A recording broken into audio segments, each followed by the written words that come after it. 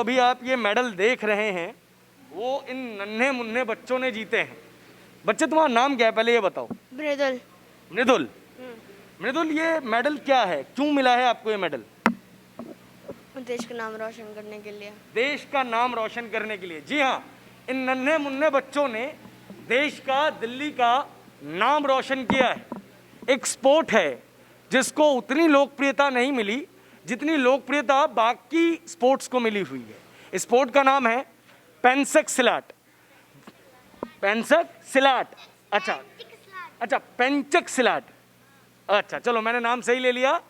और इस स्पोर्ट के अंदर इन बच्चों ने, दिल्ली के ये बच्चे हैं, इन्होंने करीब 60 मेडल जीते हैं, 60 मेडल्स। और 60 मेडल जीतने के लिए इनको कठोर जो है वो तपस्या करनी पड़ी है। इस खेल के बारे में हमें कुछ महीने पहले तक नहीं पता था, लेकिन हम यहाँ पे आए, इन बच्चों की ट्रेनिंग हमने आपको दिखाई और उस हार्ड ट्रेनिंग का ये नतीजा है कि जम्मू कश्मीर में जब नेशनल्स हुए पेंचक सिलाट के, तो इन बच्चों ने वहाँ पे दिल्ली का परचम बुलंद किया। लगभग इन सभी बच्चों के पास मेडल हैं और मैं एक एक करके इन बच्चों से बात करूंगा। नन्हे मुन्ने बच्चे हैं ये। पेंचक सिलाट आप भी खेलते हो? यस। कौन सी क्लास में हो? 5th A। 5th A। अच्छा, ये बच्चों का बड़ा अच्छा लगता है मेरे को, क्लास के साथ जो है वो सेक्शन जरूर बताते हैं। अच्छा, पढ़ाई वढ़ाई करने के अलावा ये गेम खेलते हो तो चोट वोट नहीं लगती? लगती है। लगती है? हाँ। तो दर्द नहीं होता? होता है। होता है, मतलब मर्द को दर्द होता है? नहीं होता। तो तुम्हें तो दर्द होता है ना? नहीं। मर्द को दर्द नहीं होता और तुम्हें दर्द भी नहीं होता। अच्छा एक बात बताओ, जम्मू कश्मीर गए थे मम्मी पापा से दूर, रोना नहीं आया? नहीं। नहीं? नहीं। अच्छा, जब सामने वाले बंदे को, ओपोनेंट को हराते हो तो कैसा लगता है? अच्छा। और अगर गलती से हार जाओ तो बुरा लगता है। बुरा नहीं लगना चाहिए। स्पोर्ट्समैन हो ना, तो कोई बात नहीं, आज हमारा दिन खराब था, कल किसी और का होगा। अच्छा, मेरे को पेंचक सिलाट गेम के बारे में बताओ, तुम्हें कैसे पता चला इसके बारे में और तुमने यही गेम क्यों खेला? ये गेम इसलिए खेला मेडल जीतने के लिए और देश का नाम रोशन करने के लिए। देश का आगे क्या करना है लाइफ में? आगे आगे आगे लाइफ में मुझे पेंचक सिलाट स्पोर्ट्समैन बनना है। बहुत बढ़िया। अच्छा, नाम क्या है आपका? तेजस झा। झा साहब, बहुत अच्छा लगा मुझे आपसे बात करके, बहुत बढ़िया लगा। मैं कुछ और बच्चों से आपकी बातचीत करवाता हूँ। यहाँ पे हमारे साथ कुछ प्यारी प्यारी लड़कियाँ भी हैं। आप गए थे स्पोर्ट को खेलने के लिए? हाँ। कौन सी कैटेगरी में आपको मेडल मिला है? आपको ब्रोंज मेडल मिला है शायद? हाँ। अच्छा। 26 to 28। कौन सा? 26 to 28 वेट कैटेगरी। अच्छा, weight category 26 to 28 weight category में। अच्छा, ये जो स्पोर्ट होता है उसके अंदर तो चोट वोट लगती होगी, तो जब चोट वोट लगती है तो डर नहीं लगता क्या? नहीं। मेरे पीछे जो कैमरामैन है ना, इनको बहुत डर लगता है, तो किस तरीके से डर को भगाते हो आप? डर इसलिए नहीं लगता क्योंकि तब हमें पता चलता है कि इस मूव में हमारी कोई गलती है, इसलिए हमें चोट लगी है। बहुत बढ़िया। अच्छा, अब जब तुमको पेंचक सिलाट आ गया है खेलना, तो तुम तो लो लड़ाई वड़ाई जो है अगर किसी के साथ हो गई तो उसको मार दोगी? हाँ। तो मारती भी हो? अभी तक नहीं। अभी तक। आगे का क्या विचार है?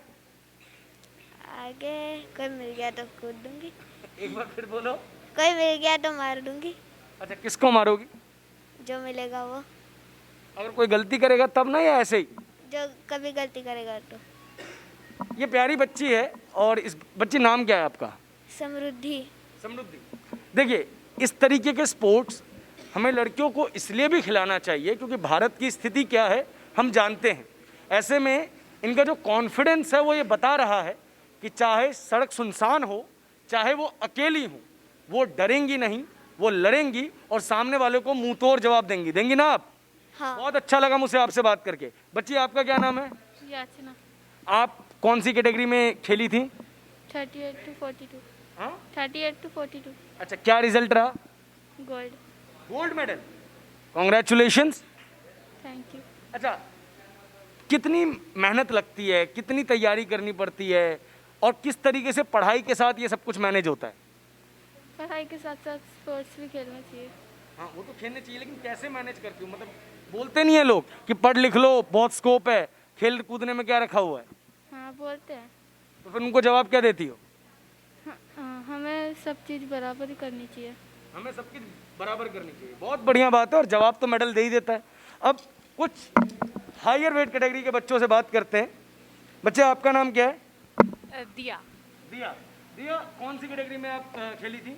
75 to 79। अच्छा, आपके पास भी गोल्ड है? हाँ जी। आपने पहले कोई स्पोर्ट्स खेला हुआ है क्या इसके अलावा? हाँ जी, मैं ताइक्वांडो खेलती हूँ। अच्छा, ताइक्वांडो में भी मेरे को लगता है जहाँ तक कि आपके पास कुछ मेडल्स हैं या कुछ बेल्ट्स हैं। हाँ जी। अच्छा, तो फिर स्विच क्यों किया इस गेम में? बिकॉज एक स्पोर्ट्स पर्सन को एक चीज़ में लिमिटेड नहीं होना चाहिए। They should explore different games. कौन सी क्लास में हो आप? 12th। बोर्ड्स हैं? हाँ, इस बार अभी 12th में आई हूँ, नेक्स्ट ईयर होंगे। तो इस साल भी स्पोर्ट्स खेलना है या अभी ब्रेक देंगी? नहीं, कंटिन्यू। अच्छा, कुछ बातें करते हैं। पढ़ाई में ये स्पोर्ट्स की जो एक्टिविटीज़ हैं वो कितना हेल्प करती हैं? क्योंकि लोगों को लगता है ये डिस्ट्रैक्शन है, बट मुझे जहाँ तक लगता है कि स्पोर्ट्स एक इंसान के अंदर स्पोर्ट्समैन स्पिरिट को जन्म देता है, साथ में उसके अंदर बहुत सारी क्वालिटीज़ को डेवलप करता है। तो एक स्पोर्ट्स पर्सन क्या सोचता है इसके बारे में? स्पोर्ट्स खेलना चाहिए बिकॉज आप पढ़ाई कितनी देर कर सकते हो? 24 आवर्स एक बंदा नहीं पढ़ सकता है, तो वो कुछ ब्रेक लेता है। दे शुड, अगर इस पे आपको करना भी नहीं है आगे, you should take care of your body. तो अगर आप स्पोर्ट्स खेलते भी हो, आपको एक अलग सा कॉन्फिडेंस आता है, स्पेशली फॉर गर्ल्स, कि बिकॉज अगर उन्होंने स्पोर्ट्स कुछ खेला है, they know how to protect themselves. बहुत बढ़िया। सेल्फ डिफेंस के लिए तो बहुत ज़्यादा इंपॉर्टेंट है ये, और सेल्फ कॉन्फिडेंस के लिए भी। आपका नाम? दिया। अच्छा दिया, एक और चीज़ मेरे को बताओ कि आगे जाके आपको क्या करना है? स्पोर्ट्स पर्सन ही बनना है या कुछ बदलना है? स्पोर्ट्स वुमन बनना है या कुछ पढ़ाई वगैरह में ही आगे जाके कुछ करना है? नहीं, मेरा जितना है मैं अपने पढ़ाई को साथ में लेके चलूँगी, but I want to do something sports में। अच्छा, आपका भी गोल्ड आया हुआ है? आपका नाम? श्रेया। अच्छा श्रेया, आपने भी पहले कोई स्पोर्ट्स खेला हुआ है क्या? ताइक्वांडो। Same taekwondo. ताइक्वांडो में भी बेल्ट्स हैं आपके पास? Black belt. अच्छा, एक बात बताओ, ऐसे तो स्पाइडरमैन मूवी की ये बड़ी क्लीशे सी लाइन है जो अब बहुत ज़्यादा यूज़ होती है कि जब बहुत ज़्यादा पावर आ जाए तो बहुत ज़्यादा रिस्पॉन्सिबिलिटीज़ भी आ जाती हैं, लेकिन कभी ऐसा नहीं होता कि अपने को तो ताइक्वांडो आता है, हमसे कोई भिड़ेगा तो धर देंगे? नहीं, ऐसा कुछ नहीं है। तो किस तरीके से कंट्रोल करते हैं उस इमोशन को? वो तो मैनेज करना पड़ता है सिचुएशन के हिसाब से, कि एंगर इश्यूज वगैरह होते हैं। एंगर इश्यूज़ को मैनेज करने के लिए जब आपको ट्रेनिंग वगैरह दी जाती है तो उस ट्रेनिंग का कोई पार्ट होता है ये? हाँ, मोटिवेट करते हैं, मतलब जो सेल्फ कॉन्फिडेंस होता है उसको मोटिवेट करते हैं, और मेडिटेशन बहुत इम्पोर्टेंट होती है इसके लिए। श्रेया, एक स्पोर्ट्स पर्सन के लिए सबसे इम्पोर्टेंट क्या है? जीत हार तो चलती रहती है, लेकिन जीत को कैसे हैंडल किया जाए और हार को कैसे एब्जॉर्ब किया जाए? अगर हार रहे हैं तो नेक्स्ट टाइम उनको खुद ही सेल्फ मोटिवेट होना चाहिए कि इस टाइम हो गया, अगर इस टाइम हम लोग रह गए तो अगली टाइम और मेहनत करके अच्छे में आ जाएंगे, तो इस टाइम ऐसे मोटिवेट होना चाहिए खुद को। अच्छा, आप दोनों सिस्टर्स हैं क्या? अच्छा, आप दोनों। अच्छा, चलिए आपसे ही बात करते हैं। आपका कौन सा मेडल आया है? Silver medal. आप भी पहले किसी स्पोर्ट्स में थी? ताइक्वांडो में। उसमें बेल्ट्स हैं आपके पास? हाँ जी। अच्छा, फिर मैं यही सवाल पूछूंगा कि अच्छा खासा ताइक्वांडो आप खेल रही थी, फिर पेंसिल स्लेट की तरफ क्यों मूव ऑन किया अपने आप को? ये बात नहीं, जहाँ पे स्कोप दिखता है आगे बढ़ने का, तो हमें रुकना नहीं चाहिए उस चीज़ के लिए, बढ़ना चाहिए आगे, तो उसमें कोई वो नहीं है। और पेंचक सिलाट और ताइक्वांडो सिमिलर है सेल्फ डिफेंस के हिसाब से, क्योंकि एक लड़की के लिए सेल्फ डिफेंस बहुत इंपॉर्टेंट होता है, तो इसलिए पेंचक सिलाट खेला। आपका नाम? अच्छा, मैं आपको एक बात बता दूं, डिस्क्रिप्शन में मैं इस चीज़ का लिंक भी डाल दूंगा। मैं पिछली बार आप दोनों से नहीं मिला था, लेकिन आप दोनों के फादर से मिला था, और मैंने उस वक्त भी इस बात पे बहुत ज़्यादा जोर दिया था कि आप दोनों के फादर से इस दुनिया को ना बहुत बड़ी सीख लेनी चाहिए, बहुत ज़्यादा सीख लेनी चाहिए कि किस तरीके से जो है वो अपनी बच्चियों को अच्छी तरीके से तैयार किया जाता है। मेरी बहुत सारी शुभकामनाएं हैं आप सभी के साथ, लेकिन मुझे अच्छा लगता है जब स्पोर्ट्स हो या कोई ऐसी फील्ड हो जहाँ पे महिलाओं का इतना प्रभुत्व ना रहा हो, वहाँ पे अब लड़कियाँ बहुत अच्छा कर रही हों। All the very best to all of you. अब मैं कुछ और बच्चों से बात करता हूँ, क्योंकि ये वीडियो मुझे लगता है कि बहुत ज़्यादा लंबी बन जाएगी, इसलिए आप लोगों से दरख्वास्त है कि हम इसको टुकड़ों में भी डालेंगे। बच्ची, आपका नाम? मिताली ठाकुर। अच्छा ठाकुर जी, क्या रिजल्ट रहा आपका पेंसिल स्लेट का? सर सिल्वर आया। सिल्वर है। कौन सी वेट कैटेगरी में? सर हम एक्चुअली आर्टिस्टिक से है हमारा रेगू। अच्छा मिताली, मुझे एक बात बताओ कि ट्रेनिंग किसी व्यक्ति के लाइफ में, किसी स्पोर्ट्स पर्सन के लाइफ में कितना इम्पोर्टेंट है? जैसे सर हमारे अगर स्पोर्ट्स पर्सन के लिए जैसे खाना इम्पोर्टेंट है, वैसे उसके लिए ट्रेनिंग इम्पोर्टेंट है सर। कितनी ट्रेनिंग करती हैं आप लोग? हम लोग सुबह 10 बजे से लेके शाम के 6-7 बजे तक ट्रेनिंग करते हैं सर। फिर पढ़ाई कब करती हैं? पढ़ाई का टाइम अभी तो ऑनलाइन है तो इस वजह से मैनेज हो जाता है आराम से, वरना सेल्फ स्टडी? सेल्फ स्टडी हम रात को करते हैं सर, और कभी टाइम मिलता है तो ज़्यादा नहीं थके रहते तो सुबह उठ के करते हैं 4 बजे 5 बजे से। आगे जाके क्या करना है? आगे जाके आर्मी में जाना है। बहुत बहुत शुभकामनाएं आपको। देखिए अब मैं आपको कुछ लड़कों से भी मिलवाऊंगा, आपको ऐसा ना लगे कि मैं यहाँ पे बाइस्ड हो रहा हूँ। तो ये बहुत अच्छे अच्छे चेहरे हैं पीछे जिन्होंने बहुत अच्छा अच्छा काम किया है। मैं बीच में आ जाता हूँ और मैं कोशिश करूँगा कि आप लोगों में से अगर मुझसे कोई बात करना चाहता है तो अपना हाथ खड़ा कर दे, मैं आपके पास आ जाऊँगा। क्या नाम है दोस्त आपका? आकाश गुप्ता। आकाश जी, कौन सा मेडल आया? मेरा सिल्वर। किस वेट कैटेगरी में थे? मेरे वेट कैटेगरी नहीं, मतलब कि हमने परफॉर्मेंस करा था, परफॉर्मेंस अच्छा, आर्टिस्टिक। रैगू में। हाँ आर्टिस्ट। क्या होता है नॉर्मल वेट कैटेगरी और आर्टिस्टिक में डिफरेंस? वैसे टेंडिंग तो मतलब फाइट गेम है, उसके अंदर वेट कैटेगरी डिवाइड हुई होती है कि इस वो मतलब कि इतने वेट में इतने ही बंदे खेल सकते हैं, जिसके अंदर लिमिट होती है कि ज़्यादा वेट के बंदे एक ही वेट में ना आ जाए, जिससे कि जो जिस वेट के बंदे हैं उनको ज़्यादा दिक्कत ना हो खेलने में। जैसे हैवी हो जाते, अगर वेट कैटेगरी आगे बढ़ जाती है तो हैवी हो जाते बंदे, तो उनके साथ खेलना ज़्यादा मुश्किल हो जाता है छोटे वेट कैटेगरी वालों को। वैसे ही यहाँ पे रैगू के अंदर ऐसा कुछ नहीं होता, मतलब कि यहाँ पे हमको अपनी दिखलानी है कि पूरी एक सीनियर या फिर जूनियर या फिर सब जूनियर, इन सारी कैटेगरी के अंदर हम एक ही तरीके से परफॉर्मेंस करते हैं, और परफॉर्मेंस के अंदर कोई वेट कैटेगरी नहीं डिवाइड करी होती। Team work.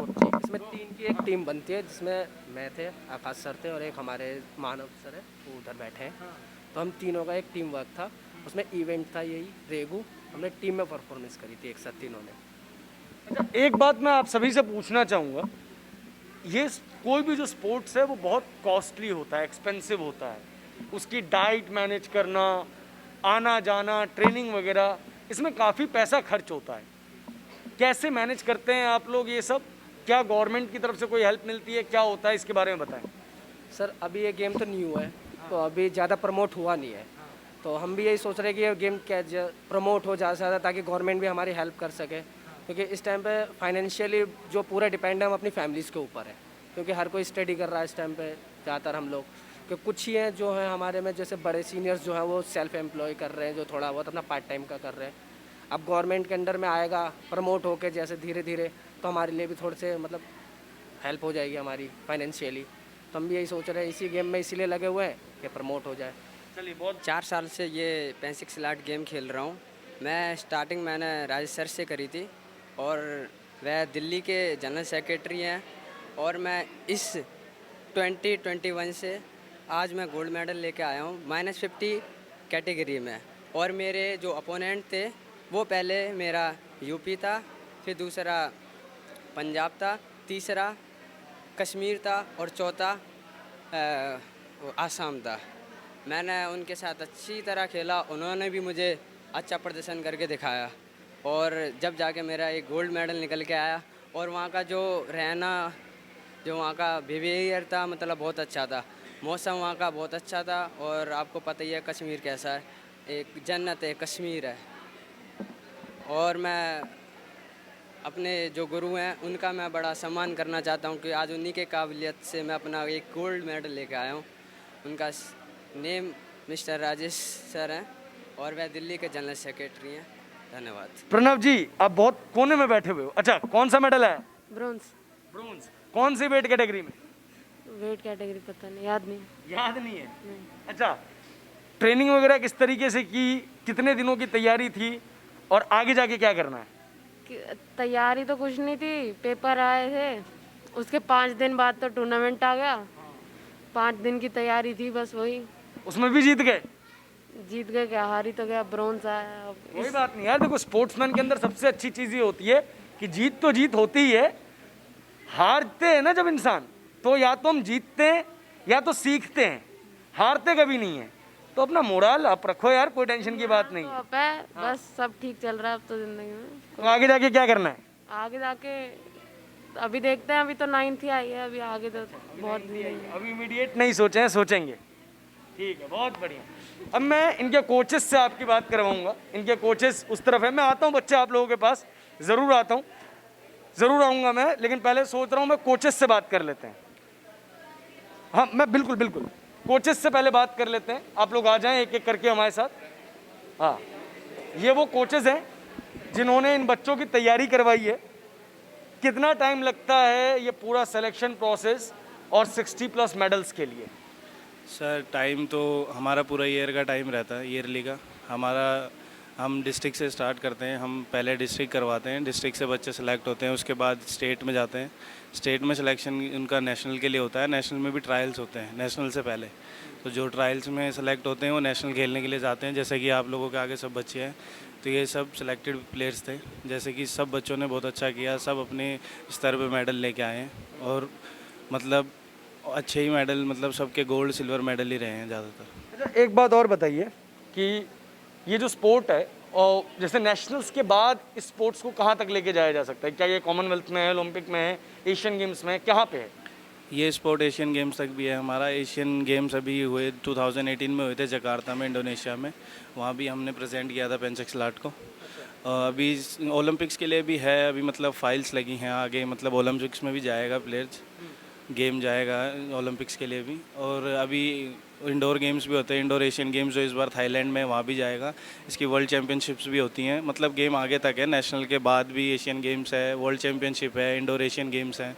अब बात करते हैं फेडरेशन की, क्योंकि स्पोर्ट्स को बढ़ाना है तो हमें सबको पता है कि जो प्लेयर्स हैं, जो क्वालिटी प्लेयर्स हैं, उनको फंड्स चाहिए। क्या फंड्स वगैरह मिलते हैं आपको गवर्नमेंट की तरफ से? क्या सुविधाएं मिलती हैं? अभी हाई लेवल पे हमें गवर्नमेंट की तरफ से हेल्प मिलती है। जैसे नेशनल से हाई लेवल पे हम जाते हैं, वो भी हेल्प हमें तब मिलती है जब बच्चा हमारा मेडल गेन करता है। उससे पहले बच्चे को अपनी तरफ से ही लगाना पड़ता है, जो भी मतलब ट्रैवलिंग का होता है, वहाँ पे रहने का होता है। उसके बाद जैसे अगर बच्चा मेडल गेन करता है तो उसके बाद गवर्नमेंट हेल्प करती है स्कॉलरशिप में। वो ईयरली स्कॉलरशिप होती है जो साल में एक बार मिलती है। यानी कि अभी तक फिलहाल गवर्नमेंट की किसी फेडरेशन की तरफ से किसी तरीके की कोई हेल्प नहीं है, और मेडल्स तो तब आएंगे जब बच्चों को तैयार किया जाएगा। तो क्या किया जा सकता है सर इसके बारे में? नहीं, इसमें जितनी भी सुविधाएं दिल्ली सरकार दे सकती है, जैसे और गेमों को देती है, वैसे सुविधाएं और इनकी हेल्प करना चाहिए। क्योंकि छोटे छोटे बच्चे, आपने खुद देखा होगा कि स्टेट लेवल पे कितने एकदम से निकल के आ रहे हैं, जबकि इनको सुविधाएं अभी पूरी तरह नहीं मिली है। अगर इनको सुविधाएं मिलें तो ये बच्चे कहीं से कहीं और अच्छे ऊपर लेवल पे देश का नाम रोशन कर सकते हैं, दिल्ली का नाम रोशन कर सकते हैं, और इन संस्था का जो मिस्टर राजेश जी ये कर रहे हैं, इनका भी नाम रोशन कर सकते हैं। ये बच्चों पे बहुत मेहनत कर रहे हैं। बस अगर दिल्ली सरकार से इनको थोड़ी सी भी हेल्प मिल जाए तो ये बहुत अच्छा रिजल्ट देंगे ये, और दिल्ली सरकार का नाम रोशन करेंगे इसके अंदर। राजेश, एक पूरा जो ये ईयर होता है, फाइनेंशियल ईयर, उसमें कितना एक्सपेंस आ जाता है अमूमन इस तरीके के टूर्नामेंट्स में बच्चों को पार्टिसिपेट करवाने के लिए? साल का पूरा 10-15 लाख का बजट बैठता है हमारा पूरा साल का, और पूरा हमें ही खुद ही मैनेज करना पड़ता है। वो कोई मदद नहीं है गवर्नमेंट से, कोई मदद नहीं आती। जैसे हम खुद ही मैनेज करते हैं, बच्चों से फीस होती है, कुछ हम पॉकेट से लगाते हैं, कुछ बस यही हम एसोसिएशन इसी से रन होती है हमारी। और फीस तो हम फिर भी मान सकते हैं कि शायद वो ट्रेनिंग फीस है, और उसी फीस को आप एसोसिएशन में डाइवर्ट करते हैं, जिससे आपका काम चलता है। क्या डिमांड्स हैं आपकी दिल्ली गवर्नमेंट से? देखिए, जैसे हमारे एक स्पेस चाहिए, इतनी छोटी जगह पे हम रेंट पे चला रहे हैं। अब रेंट पे लेंगे बच्चों का, फिर फीस बढ़ेगी, बच्चे कहाँ से पे करेंगे? ठीक है। और बच्चों को फिर आगे खेलने के लिए भी फीस ही होती है। अब नेशनल के लिए बच्चों का 10,000 पर बच्चे पे खर्चा आता है, इंटरनेशनल के लिए फिर लाख रुपये खर्चा आता है। बच्चों को डाइट है, ठीक है, बच्चों को ट्रेनिंग सेंटर चाहिए, स्टेडियम की जगह चाहिए, वो सब कुछ सुविधा भी गवर्नमेंट से मिलती नहीं है। और जैसे बच्चे जब मेडल लाते हैं तो उनकी जो स्कॉलरशिप है वो भी इतनी स्कॉलरशिप नहीं होती जिससे बच्चों को मोटिवेशन मिले ज़्यादा। कितनी स्कॉलरशिप है? फिर भी स्कॉलरशिप अप्रोक्सीमेटली मतलब जूनियर बच्चों के लिए 40,000 रुपये की स्कॉलरशिप गोल्ड मेडल में मिलती है, 40,000 के आसपास। हाँ, तो बच्चे इतनी मेहनत करके नेशनल पे जीतने वालों के लिए, जैसे ये बच्चे नेशनल जीत के आए हैं अभी, जूनियर में है 40 है, 35 है, 35,000। स्टेट गोल्ड मेडलिस्ट के सिर्फ 5,000 रुपये स्कॉलरशिप है। और स्टेट मेडल लाने के लिए भी बच्चों को कितना मेहनत करनी पड़ती है, कितना खर्चा करना पड़ता है, मेहनत करनी पड़ती है, डाइट है, ये है।